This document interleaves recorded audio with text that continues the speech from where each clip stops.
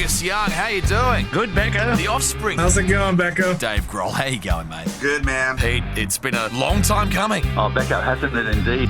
We go inside the dressing room, speak to the biggest names in music, Keith Richards, the Rolling Stones. and crack open their esky.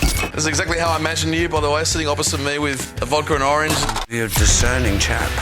This is The Rider. Hey, it's Becko. Welcome back to The Rider. Well, breaking news, didn't win Powerball, but congratulations to those who do. For the rest of us, well, back to the drawing board. Last week on The Rider, it was Jim Kerr from Simple Minds, and I've spoken to him a few times over the last 10 years or so. He is a brilliant chat, and you can really tell he's excited about this new project. They've got the new album out, and he opens up on this podcast about his friendship with Michael Hutchence and the amount of times they hung out and how down-to-earth he was. It was really good to get that perspective from Jim Kerr. Make sure you catch up on that podcast right now on all platforms. And I can tell you, next week on the podcast, in-excess producer and genius when it comes to Aussie pub rock, the guy who moulded so many great, iconic Aussie albums throughout the 70s and the 80s. I'm talking about Mark Opitz next week on The Rider. But this week, Sarah McLeod from the Superjesus. You might have heard last week they have announced they've got a brand new album coming out next year. But I was reflecting on my teenage years listening to Superjesus. I realised how many great songs they had that were throughout those very important years of my life. You know, the late teens into the early 20s. And lately, Sarah McLeod has also had some incredible solo songs like this one. And also, Sarah was very cool throughout the pandemic. She was locked in like everyone else and playing music, doing covers, doing requests, and then hitting the road when she could, certainly a few months later on. I've got her on Zoom from Brisbane on a bit of a break between different legs of her tour. Sarah McLeod, how are you? Yo, Chris Beckhouse, darling, hi. It's so good to see you. We only caught up just about a month ago at Monday. That's pretty exciting. It was an incredible day, incredible weekend. That was great, wasn't it? I feel like that was like a year ago. So much has happened since then, but that was an experience. It was good to see you out there. It was amazing. I mean, I remember there was one moment where we were kicking back, listening to Midnight Oil by a log fire, and it was the romance of the outback, you know?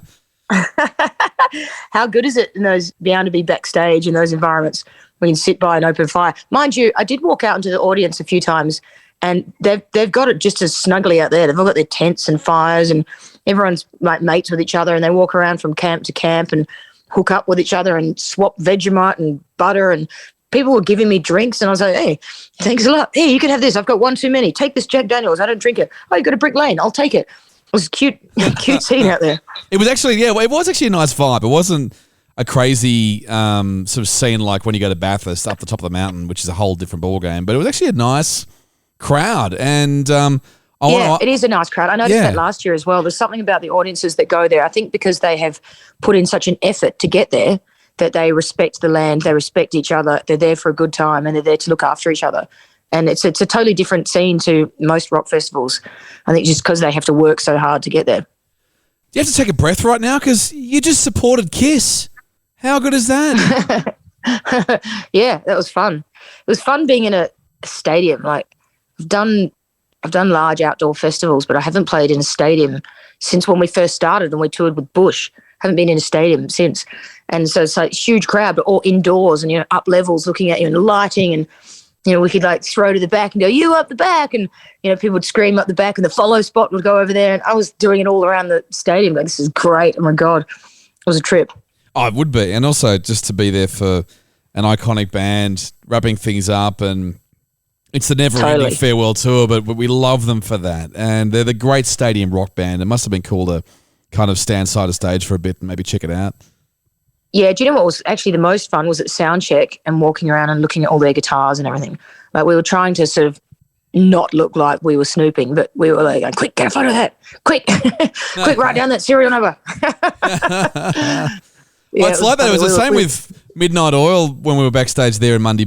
Like, I was checking out, Rob Hurst's drum kit and the whole setup, and you know, everything's on there on the riser, ready to go. And it was just like, wow, there's a bit of history right there too.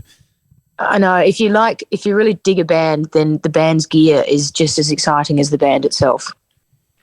Ever had a moment, you know, getting excited for a band you're supporting and had a moment where you go, I'm actually really nervous about it because I don't want to meet my idols, you know, because you're always worried that they're going to be assholes or whatever.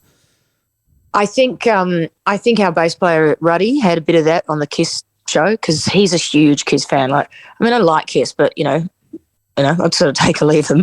But Ruddy loves them, and I think he was a little bit like he was a bit nervous about meeting them. He was a bit apprehensive about meeting them. Whereas I was like, "Hey, how's it going? I'm Sarah," because I didn't really care either way. I thought if they just ignore me, I'll be like, whatever, moving on.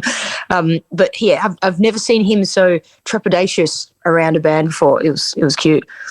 But they were lovely to us, thank God. Well, it's really good. And I love hearing those stories. And yeah, it's kind of nice when you see the band, you know, hanging out backstage and actually being a team. Like I saw that with John Stevens' guys after their show at Monday. They just sat down to a meal after the show together. There was no lead singer syndrome where he's off in his private room or whatever.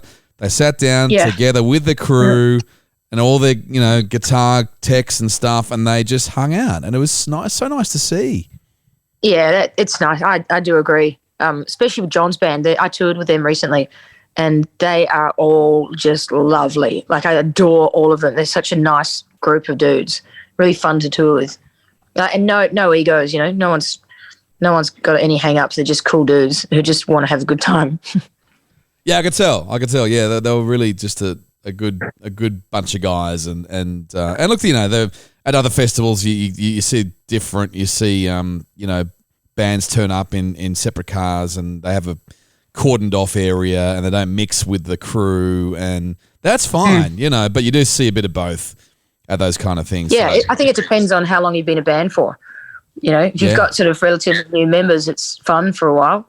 And, you know, once you've been a band for like 10 or 20 years, people start going, all right, I might have this room over here and you guys get to sit over there. But I know we get a bit like that. But like John's guys, they're pretty good because I think, you know, like he tours with Noiseworks, and then he can put his sort of solo band together. So he can sort of pick who he wants to be in the band. Like Tim Henwood from the Superjesus, who used to be in the Superjesus, is in John's band now. Yeah, because I was looking at him going, I think that's Tim Henwood, but I was from a distance, and I was like, I don't know if it's just another guy with the same hair, but yeah, there you go. Yeah. Oh, how can you miss him? There can't be another guy with the same hair. He's got that Mark McKenzie from Divinals vibe. Yes, he does, and he's been in a whole bunch of bands, and you know, was he in Rogue Traders, or am I imagining that? Yep, I think he's still in Rogue Traders. Oh, that's epic. Yeah. Yeah, they're a cool band, Road Traders. Yeah, he's done a lot. He's just one of those guys that just gets in there and works, you know. I'm kind of like that. We're just obsessed with working. We live to work. Now, I can't believe you moved to Brisbane because, you know, you always seem to be a Sydney-Melbourne chick who grew up in Adelaide. Brisbane was the last place I would ever see you move to, but in the middle of COVID, you bought an apartment, moved up. I did, and I love it here, though. Like, I do have itchy feet. I've got a bit of a gypsy soul. I move a lot. I can never really stay in the same place too long, but I came up here in the middle of COVID. I bought an apartment up here, and I love it. I've got to be honest, I've hardly been here since I moved here. I've been here for probably about 6 months, and that was a couple of years ago. But, you know, when I'm here, it's great. Like, I just walked in the door tonight. I'm like, oh, yeah, I'm home. I get to stay home for 1 week. It's amazing. I'm so excited. But I've got so much to do. So, you know, that week gets chewed up pretty quick. Then I'm off on tour again. Well, you got a cool setup there as well. You got all the guitars on the wall. You got your little baby grand as well, and it's all of that in an apartment. I mean, it's insane. I know. I pack a lot in here. Yeah, look at that. There's your baby grand. Yeah, look at this. I've got this. This is not mine. You guys can't see this, but I'll show Becko. Yeah. Look at this guitar. This is not mine, but I'm looking after it for Cav from Eskimo Joe. Oh, that's so cool. I think I've seen that guitar in a recent photo shoot he's done. I know that guitar. Apparently it's worth a fortune. It's like a 1952 Gibson. Oh, wow. And I picked it up straight away. I could play Johnny Be Good. I was like, whoa. Oh. Is it cool though? Like it's amazing how you get guitars. Obviously, I'm not a good guitarist, but those guitars just create a certain sound, and as you said, you can try to be good and nail it straight away. Yeah, it's got a real 50s sound, so it made me want to play it. It's actually making me want to rearrange all the furniture. I'm going to put the piano out here in the lounge room, and I'm going to put the lounge room in the studio so I can sit in there and shut the doors and be soundproof and crank up the amps. And the piano has a silent option, so I can make it quiet and sit out here and practice and look at the lights. That's my plan for this week. In that 1 week I have home, I'm going to rearrange everything. That's so cool. I decided this on the plan. Now, as a guitarist, do you have a sort of obviously got an attachment to your guitars, but do you sort of, when you pick up one, does it straight away transform you to a certain place with each guitar? Like you just, either where you first played it or your favourite song you play on it or whatever? I'm weird with the guitars because I'm sort of not really attached to many of them. I just kind of play them to accompany myself, but I have one in particular, and it was the first electric I ever bought, and it's my brown Gibson SG, and there is just something about it. It's magic. Like, I didn't know what I was doing when I bought it. I just went, oh, that looks good. It was the first. I didn't know anything about guitars, and since then I've tried to replicate it. I found out what year it was, what model, and I've bought 5 other SGs since then, trying to find another one exactly the same, and they never are. They're never the same, and I can't work out why. And I buy them and go, no, it's not it. So I'll sell it, get another one. No, that's not right. Sell it, get another one. And then I started keeping them. I was like, I may as well hang on to them. But then I don't play them. I just like that one shitty brown one. There's just something about it. I fucking love it. And then you hear about, the pros who get them completely rebuilt and built to a certain spec. And now I kind of understand, it's the same guitar, but it's so hard to recreate that sound, obviously, without... Yeah, there's something about like the certain wood or the density of the wood or the placings of the pickup. So I don't know. It's a magic thing. Like, I wish I could get that guitar completely replicated verbatim. I'd love to, because I love it, but I don't know how you do that. But I've been butchering guitars of late. I've been building with this other dude. I've been building like this sort of beast that I've been working on that plays bass and guitar at the same time. I think, did you see me do that when I was at Monday? Yeah. I play bass and guitar at the same time. Oh, so this is like the guy from Royal Blood does the same thing. He's managed to play, both off one guitar. Although I think he plays off bass, but it's insane. He plays off bass. Yeah, I play mine off guitar, but I play bass off the guitar. Wow. And I've just had another one built because I just bought home today. I haven't tested it yet, and it's got everything I need inside the guitar now, so I don't even need any external pedals. So I could just grab it and walk up to 2 amps anywhere and plug one into a Marshall, one into a bass, and play, and it would work. Wow, that's my new thing. Well, the thing is guitar too, because these days you want to travel light and you want to do it efficiently, exactly. And that saves you traveling a whole row case full of pedals. Well, totally, because real estate on anyone that plays guitar will know that real estate on your pedal board is high-class shit. You don't put pedals there unless you need them. And you want your pedals to be a little bit spaced out as well so that your feet don't accidentally hit the wrong pedal, especially if you're a singer. So if there's any way you can take pedals off of the board and have a bit of space, it's worth every penny. It's gold.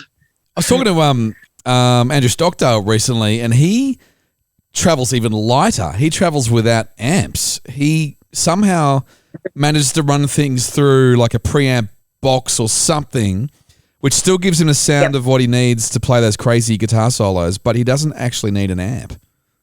Yeah, I know I did a show with him a couple of years back, and he rocked up with a little case that wasn't even a row case, and it was a small little thing, and that was all his sounds in that. And he showed me how it worked, and I went and bought one. I've got one too now.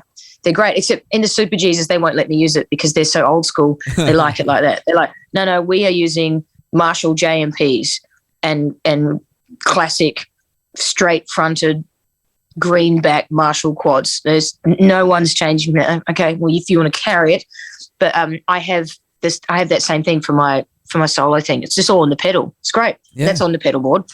Well, there you go. And you don't have to carry an amp. Just put it through the PA. And during COVID, you were doing, all the solo shows, and you were doing the light acoustic stuff, and then your electric show as well, all in one. And you really adapted so well to a pretty shitty situation. You're doing gigs and trying to do them and trying to book them. Yeah, I sort of like if this place flooded, I would develop webbed feet. I'm good like that. I'm like, okay, what's the situation? What do I need? And I just adapt to my surroundings. And so I just sort of found a hole in the market. I can play acoustic shows. I can play. I can't play in a band because my band is too far away, and with all the restrictions, it's too hard to get to the band. So then I worked out how to sound like a rock band as a solo artist, because then I could play festivals by myself. But then if it was a small gig, I could play acoustic. Then I learned piano. So if I'm in a piano bar, I can play piano. It's just like I'll just learn what I need, and then I can keep working in any sort of form. It's insane. You did so well. And actually, you know what? It was tough on the artists because often I think you had to do a couple of shows per night just to try and break even. Yeah. We were all doing that. There was afternoon shows and evening shows in the same place because you could only have half capacity. Yeah. But we're also grateful to see some live music at that particular point in time too. So we just were so happy to get a seat. And there were a couple of times, weird situations where you're seeing a loud band seated with a table, but we just want to see some music. It was so good. I know. I mean, there's good and bad things to it. It's bad because I guess the vibe is not as tribal. But the good part about it is that you can sit down and relax and have people bring drinks to your table and, enjoy the music without having to feel like you have to participate. And also, like for me, I was finding myself playing in really big venues that I normally wouldn't be able to fill because if I was in the band, maybe, but solo, I'd play much smaller venues. But suddenly I'm playing these big venues because they're half capacity. So I get to use these huge PAs and big lighting rig and everything, and, all the road crew. I'm like, okay, cool. I'll do 2 half capacity gigs here. Like, it sounds amazing. And that was good for my ego. Totally. I mean, imagine like, I just sold out the Enmore twice. yeah, totally. There's something cool about it though. Yeah. There's some venues we had the buzzer. So yeah, you could have drinks brought to you through the show without having to get up. And that was it's like a gold class. It was like gold class. It was so good. I mean, that was the only, cool thing about it because, it was always a small crowd, but I love that. I saw Tumbleweed at the Paddington RSL, I think it was, upstairs. And it was so weird seeing Tumbleweed, really loud band, in a small room, seated with tables and just being blasted. Like they were full volume. It was the same as they would be in a massive pub. Yeah. Of course. Why would they turn it down? Exactly. Do when we first started, Tumbleweed were my yardstick of what I wanted. I was like, I just want to be as big as Tumbleweed. I was really into Tumbleweed. I thought they were from America. I put them in the same category as Soundgarden. Tumbleweed, Soundgarden. And then I realized they're from Geelong. And I was like, wow. And then I met them and I'm like, wow, now they're my friends. Cool. And they were actually stoners, so that was... they weren't lying about Mary Jane. That's right. They were the real deal. But it's true. I really like Rich. He's a great guy. I remember being so excited one night. He came up to me to show and he said, that song, Saturation, that Superjesus song, is great hook, dude. Great lyrics. And I was like, really? Thanks, Rich. Fuck. I've never forgotten it. It was my first compliment from a peer that I really respected. And who else has come to you like that in the past? So someone who you least expected who's actually said that. Courtney Love came up to me one night and gave me some sort of backhanded compliments. That the show was great. And then started telling me how to write hooks, which she was saying that she liked the songs, but then started telling me how to write hooks, which was pretty much regurgitated information that Billy Corgan had told her because it was straight after she had made Celebrity Skin. And she was saying, it's the space between the space between the phrasing. It's what you don't say. The hooks. You've got the hooks. You need more hooks. And she was like spitting at me and yelling at me. She was like right in my face like this. And I was like, okay. Lipstick was everywhere. She's fagging on. Like, yeah, okay, thanks. I'll go home and work on the hooks. Batshit crazy, but scary as hell. But yeah, it's true. I mean, Billy Corgan wrote all the great hooks for that album, and totally, yeah. And she just learned all these tricks, so it was fresh in her mind. Yeah. So she's passing the baton, which I appreciate. I think that's lovely. There you go. But I mean, who do you want to work with? Is there someone now you'd of a similar ilk you'd love to team up with and do something with? It's interesting. Well, I've sort of rock and roll wise, I'm sort of happy what we're doing with the Superjesus, but Solo-wise, I want to hook up. I don't even know who I particularly want it to be yet, but I want to introduce a bit more of an electro trip into my solo. I've written a whole solo album, and it's all written on piano. But I did an online songwriting class with Ryan Tedder. Do you know who Ryan Tedder is? Yeah, he was One Republic, but has just collaborated with so many of the biggest artists in the world. He's become probably the biggest songwriter right now, hasn't he? Yeah, so he's my favourite. So he would be my number one wish list to work with, Ryan Tedder. I fucking love that guy. And I learned so much from that online course. Like, it went for 6 weeks. I learned so much. Like, I want to do it again so I can rekindle my brain with it. But it made me rethink about how to do the whole record. It was really inspiring. Yeah. Ryan Tedder. And yeah, when you do those sessions, like, some people couldn't do them because the ego would hold them back. And they'd be like, no, I'm God's gift to writing rock and roll. I don't need to, sit down to TED Talk and learn how to write music. But I love it. Yeah, every time I write a song, I learn something new, and there's so much to learn. Like, I feel like I don't know anything. There's so much still to learn. It's ridiculous. Yeah, it's the best attitude to have, because if you stop learning anything, whatever job you're in, you may as well give it up. It's just totally. And it's exciting. Like, if you still, to me, if I thought that I knew everything, then I'd be like, well, what am I going to write? But because I know there's so much that I don't know, I'm thirsty for knowledge, because then it makes me think there's something I haven't tried. Good, that, I can get better. There's so much scope for me to do cool new things that I'm not doing. So the world is my oyster. That's exciting to me. I saw Jane Eyre has put a book out all about the 90s, Sound as Ever, which is really cool. Have you got a copy of it yet? You do. Just arrived in the post It just today. arrived in the post. There you go. And, Yeah. I mean, the 90s was such a fertile time for Australian music. Do you agree that it really was just the greatest decade of rock and roll? Well, I feel like it was, but I mean, that's probably because I was involved in it. And to me, it was exciting because, everything was coming alive, and I was involved in it, and like, my life changed, and I loved all the bands that we toured with, and it was a real gang. Everyone hung out together. The big day outs would all tour around. So we would, not only would we play lots of shows together, but we would tour that show together. So we'd be at hotels together, like on the road together. And, we don't really get that so much these days, unless you're doing a, one-off tour with a band. But to have 15 bands on the road together, and, year after year after year, like the big day out, for me, the 90s was all about the big day out. That just changed everything. What was your first big day out like? Our first big day out was only about 2 months after we first played live. Wow. And we played on a small stage right before Front End Loader. Was it like 97, I think? Oh, no, sorry, it must be 96. And the Front End Loader's manager was there, and they saw us and they signed us straight away. And then like a month later, we got signed to Warner's. And then the next year, we were playing the main stage at the big day out with I think that was the Soundgarden year, or was it Marilyn Manson and Hole? I can't remember. I don't know. But after that, we just started playing on the big stages. And the vibe on those gigs was amazing. Like, the way they would have the backstage situation was like so immense. Like, they looked after the bands so well. They had swimming pools, and like they would bring in exotic animals for the international people to, like, oh, look, a koala, They really went to town.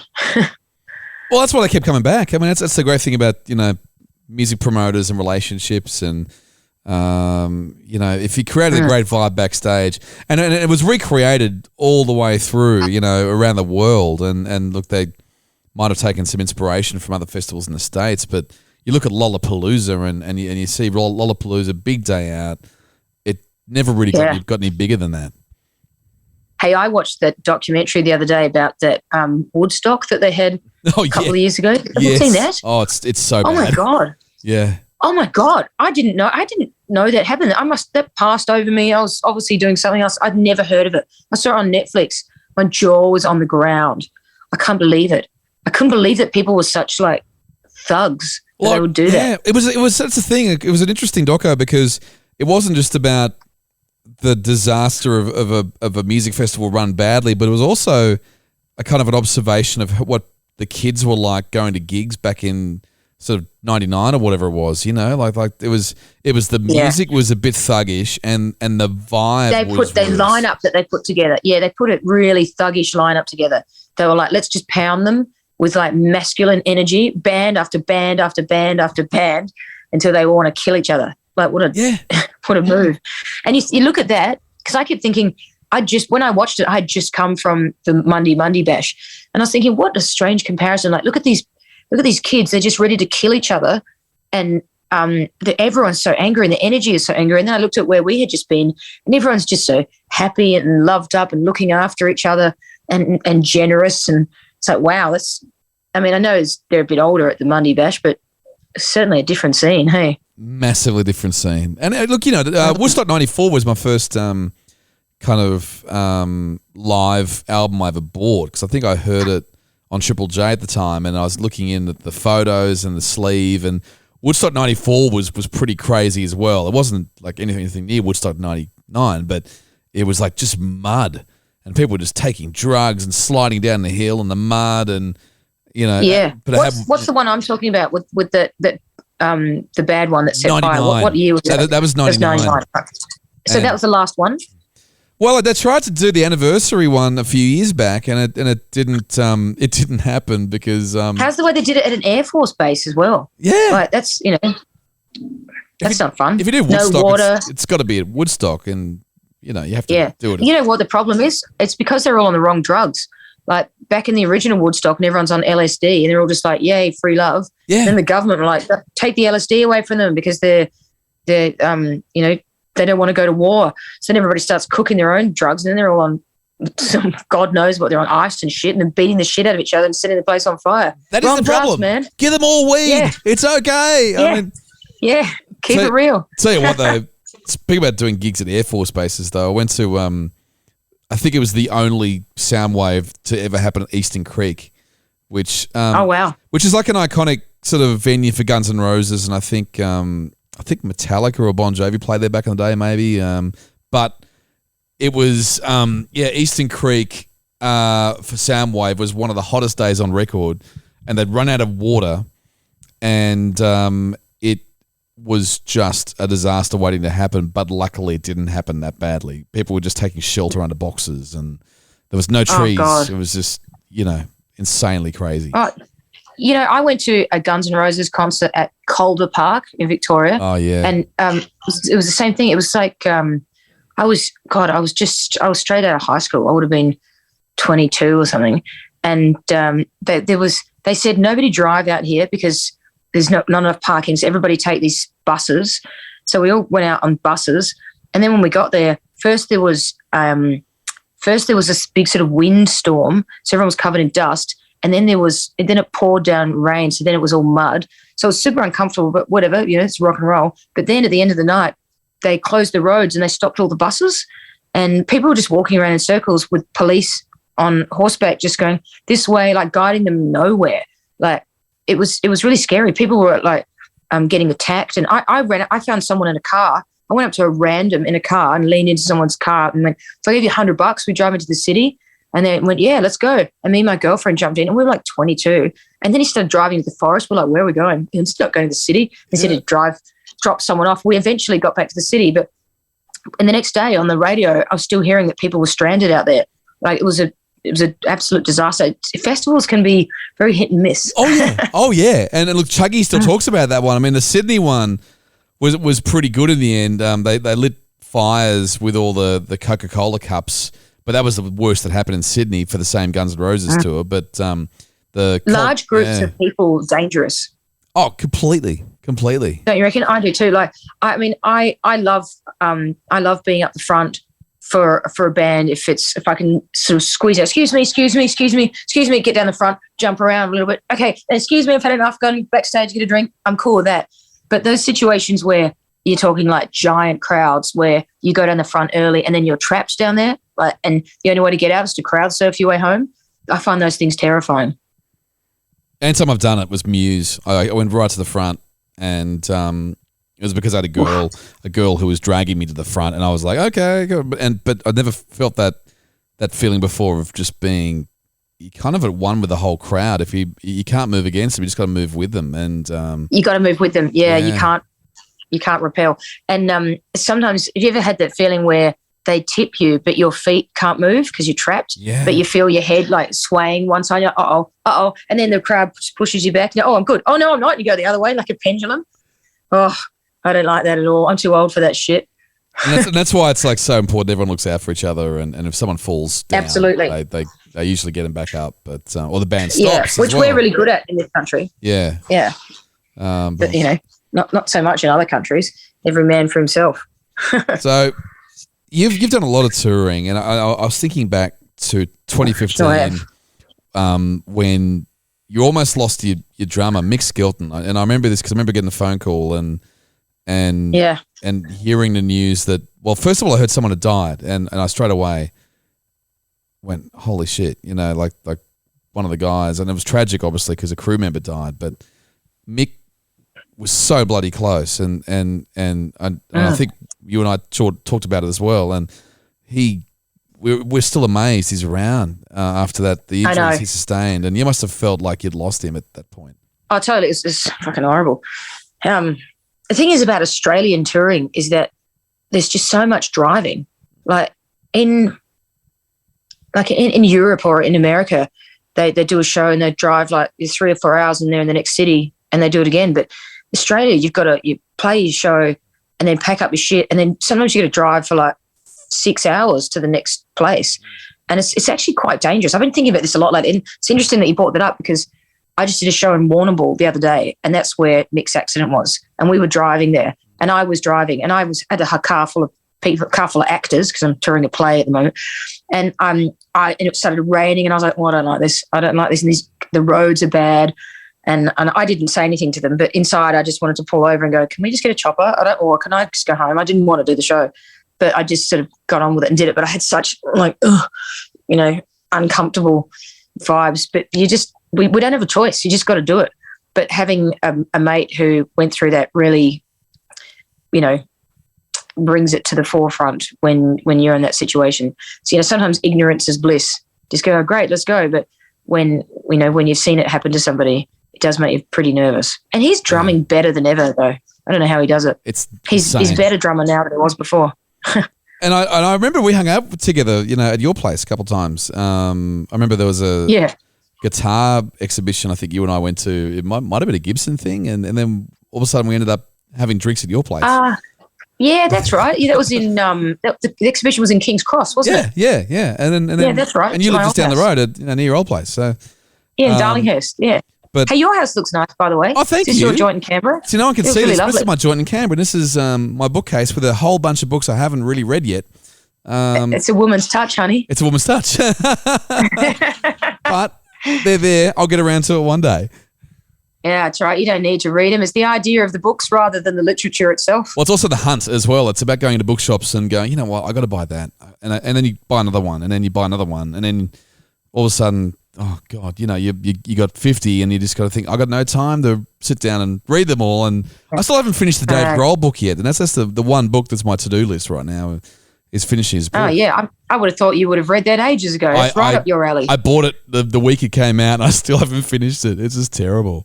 So you become a bit of a thespian. You've done the American Idiot shows and Jane Eyre and Jane Eyre. We are 100 shows in. I've done 100 shows with that production this year. Wow, so many shows. I know it's great though. I'm not sick of it. I actually really enjoy it. It's a huge production, and it goes to 2.5 hours, and the whole thing sets fire. And like I'm on. There's only 4 of us in it. And we all change characters, and I'm on pretty much all night, and I sing and I act, and then I sing and I act some more and sing and act and play piano. It's intense. And at the end, you're like, oh, God, I need a wine. It's definitely sending me to drink. Oh, of course it would. Yeah, because that's the thing. After all that time, you need something to, just to decompress afterwards. And There's a lot of screaming. Yeah. And have you managed to avoid COVID, by the way? Because, when you're around all these people and it's kind of almost inevitable you get it eventually. I have pretty much. And yeah, I mean, I had it really briefly on New Year's Eve this year for like 2 days. I didn't really feel it. And I've been around people constantly since, and I haven't had it. So, like, I don't know, touch wood, see what happens. Yeah. We actually had a bet in the play that whoever didn't get it, everyone would give them $200 each. And then everyone in my cast got it except me.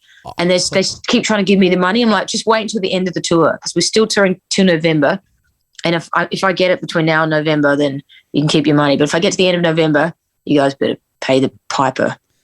That's a serious payday. That is awesome. Yeah. Well, I'm in pretty good nick, I managed to not get sick, so touch wood.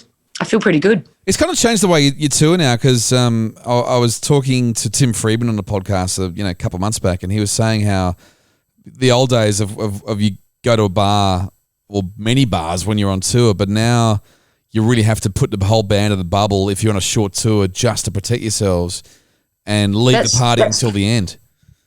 That's completely not what I'm doing. I've been partying in every tiny country town. I've been going to I've been dancing in nightclubs. I went to Goulburn nightclub and danced till 3 a.m. And then the next night I staggered out after the show and found some cover band. I was boogieing at the cover band with all these old people.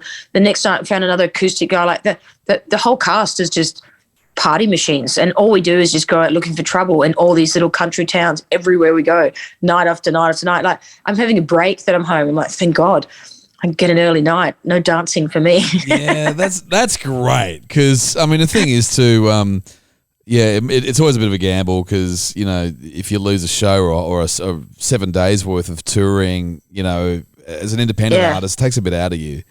I know, but I don't know. I've just kind of got this just see what happens vibe, and so far it's worked for me. Just pretend it's not happening and just be normal and have fun. Yeah, exactly right. Now, we almost went in a video clip together, and I actually kind of regret it. I was a bit scared at the time, because you wanted me to dress up in drag and to be your drag queen for your then video clip, and I did, and I was in full rock and roll mode back then. And I actually regret it now. It would have been a lot of fun, but I went. Yeah, you blew your moment. I blew my moment, because I was like, you know what, my mates are really gonna give it to me after seeing that video clip, and then no, my luck to be a #1 hit right around the world. Yeah, when do you get a chance to be in people's video clips? Come on. That is so true. Don't worry, I haven't given up on you. I'll try again next time I'm doing some sort of fancy dress situation. We know what, after that, I said yes to everything pretty much from that moment onwards. Actually, I was saying yes to as many gigs as I could go to. I think I went to like 200 different gigs in a space of like a year and a half before COVID, luckily. And I started saying yes to everything. Get an invite, yes. Career things, yes. And it was actually, it was such a big regret, because it would have been a heap of fun. Do you know, I always say yes to everything, and then I work out how I'm going to do it later. Yeah. I'll just go, yep, no worries, I'll do that. And then I think, oh my God, what have I got myself into? And I do have last minute panics, and sometimes I have regrets, but it's always easier to get out of it than it is to get back into it. Yeah. One thing I've realized, a lot of people say, or chase jobs that they're not qualified for, that they aim like one little bit higher than what they think they're good at.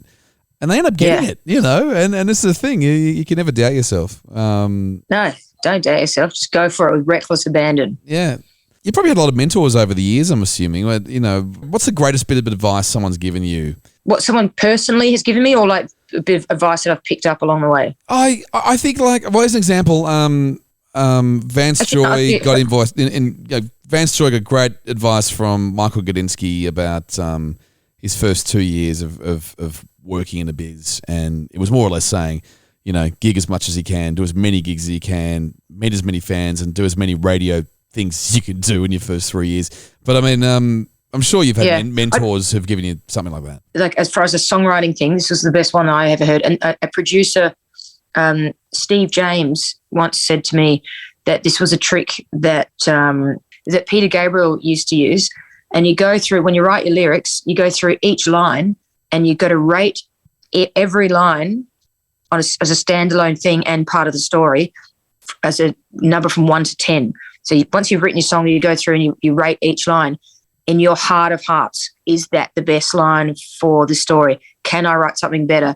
And in my heart of hearts, what is that from 1 to 10? And if you start seeing things that, numbers that are less than 5, you get rid of them, and you got to keep facing the dragon until you can make it all like at least 7 per line. That was really, really good information, because I would have like good lines, and then there's always filler lines just to get to the next line.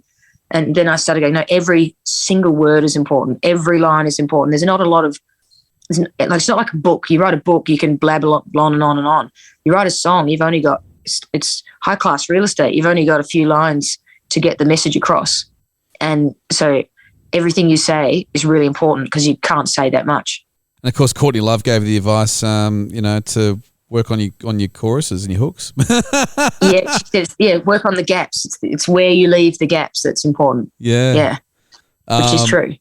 Songwriting is just, it's not an easy business, and neither should it be, because when you think about it, if you can have one hit, and not even performed by you, it could be one hit you've given to Dua Lipa, you're set for life. It's just an insane business. I know, and to me, it's like this endless sort of taunting thing, like this carrot that I chase. I sometimes feel like I'm one of those little dogs on a racetrack, and I'm running around after that make-believe bunny or carrot, whatever it is that they put on the inside, and it's just moving around, and I'm just running after it constantly, because I keep thinking, it could be the next song. It could be the song after that. It could be tomorrow. I never think that I have written it yet, or that I won't write it. I always think it's just around the corner, and it keeps me on my toes my entire life. It also makes me stressed all the time, because it's like unfinished homework that comes with me everywhere. I can never relax. And on that note, I have to say thank you for your time, because that's some really, really interesting stuff from you, and that's probably what keeps you hungry as well, because look at you, you're still going, and you're loving it, and you're so cool to hang out with, and you're one of my bloody good mates. So thanks for coming on podcast. Thanks, Becko. Oh, it's good to talk to you, honey, and I really like your new joint. I can't wait to come over and make myself at home on that couch. The invite is always here, and can't wait to have a drink with you again. It's always a lot of fun. But take care and enjoy your break too, and we'll see you back on the road in a couple of weeks. Thanks, darling. All right, good to talk to you. Bye, everybody. Always, bye. See you, honey. Take care, love. There she is, Sarah McLeod for the Superjesus, and very excited about some new music from them in 2023. Make sure you keep an eye on the Rider Pod on Instagram, and next week, well, it's a big one. This is the man behind some of the biggest albums of our lifetime, Cold Chisel's East. He helped out with AC/DC. He was in the studio and produced In Excess's Shabu Shabar and many more, in fact 5 of their albums. Mark Opitz, genius producer. Next week, we'll catch you then. This is The Rider with Becko.